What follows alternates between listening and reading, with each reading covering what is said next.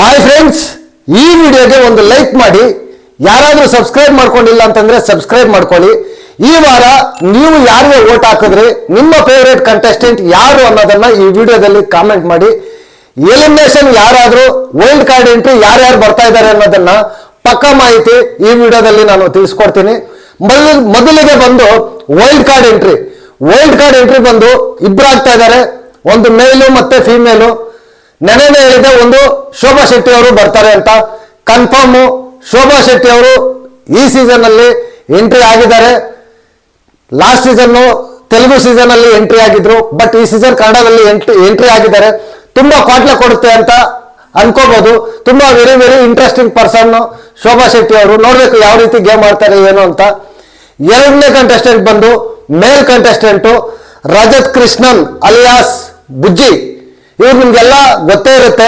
ರಾಜಾ ರಾಣಿ 2 runner up ಇವರು. ಯಾವ ರೀತಿ ಆಡ್ತಾರೆ ಏನು ಅಂತ ಅಂದ್ಬಿಟ್ಟು ನೋಡ್ಬೇಕು. ತುಂಬಾ ಈ ಡ್ಯಾನ್ಸ್ ಅಲ್ಲಾಗಿರ್ಬೋದು, ರಿಯಾಲಿಟಿ ಶೋಗಳಲ್ಲಾಗಿರ್ಬೋದು ತುಂಬಾ ಇಂಟ್ರೆಸ್ಟ್ ಇರ್ತಕ್ಕಂಥ ಪರ್ಸನ್ ಇವರು. ಆಕ್ಟಿವ್ ಆಗಿರ್ತಾರೆ. ಡಿ ಬಾಸ್ ಫ್ಯಾನ್ ಬೇರೆ ಇವರು. ನೋಡ್ಬೇಕು ಹೆಂಗಿರ್ತಾರೆ ಏನು ಅಂತ ಹೋಗ್ತಾ ಹೋಗ್ತಾ ಗೊತ್ತಾಗುತ್ತೆ. ಒಟ್ಟಿನಲ್ಲಿ ಸಖತ್ ಇಂಟ್ರೆಸ್ಟಿಂಗ್ ಕಂಟೆಸ್ಟೆಂಟ್ ಅಂತ ಹೇಳಿದ್ರೆ ತಪ್ಪಾಗೋದಿಲ್ಲ.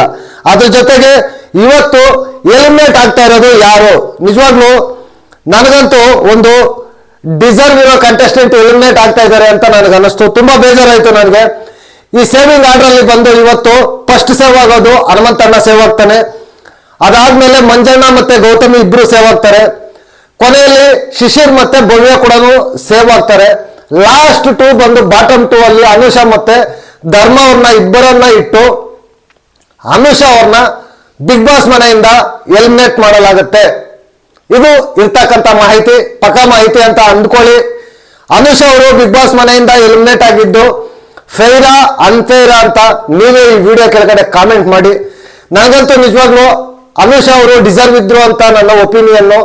ಯಾಕೆ ಅಂತಂದ್ರೆ ಅವ್ರು ಗೇಮ್ ಅಂತ ಬಂದಾಗ ಚೆನ್ನಾಗಿ ಗೇಮ್ ಆಡ್ತಾ ಇದ್ರು. ಡೈರೆಕ್ಟ್ ಆಗಿ ಅವ್ರಿಗೇನ್ ಅನ್ಸಿದ್ರೆ ಅದನ್ನ ಮುಖದ ಮೇಲೆ ಮಾತಾಡ್ತಾ ಇದ್ರು. ಹಿಂದೆ ಒಂದು ಮುಂದೆ ಒಂದು ಮಾತಾಡ್ತಾ ಇರ್ಲಿಲ್ಲ. ತುಂಬಾ ಸ್ಟ್ರಾಂಗ್ ಕಂಟೆಸ್ಟೆಂಟ್ ಅನುಷಾ ಅಂತ ನನ್ನ ಒಪಿನಿಯನ್. ಅದ್ರ ಜೊತೆಗೆ ಮಾರ್ನಿಂಗ್ ಅಲ್ಲಿ ಬಂದಾಗ ಅವರ ಡ್ಯಾನ್ಸ್ ಅನ್ನಂತೂ ನಾನು ತುಂಬಾ ಮಿಸ್ ಮಾಡ್ಕೊಳ್ತೀನಿ. ಸಖತ್ತಾಗಿ ಡ್ಯಾನ್ಸ್ ಮಾಡ್ತಾ ಇದ್ರು, ಅದನ್ನ ಮಿಸ್ ಮಾಡ್ಕೊಳ್ತೀನಿ.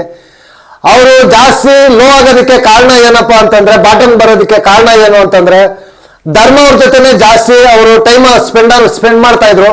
ಬಟ್ ಹೌಸಲ್ಲೆಲ್ಲ ಜಾಸ್ತಿ ಇರ್ತಾ ಇರ್ಲಿಲ್ಲ, ಅಷ್ಟು ಆಕ್ಟಿವ್ ಆಗಿ ಓಡಾಡ್ತಾ ಇರ್ಲಿಲ್ಲ.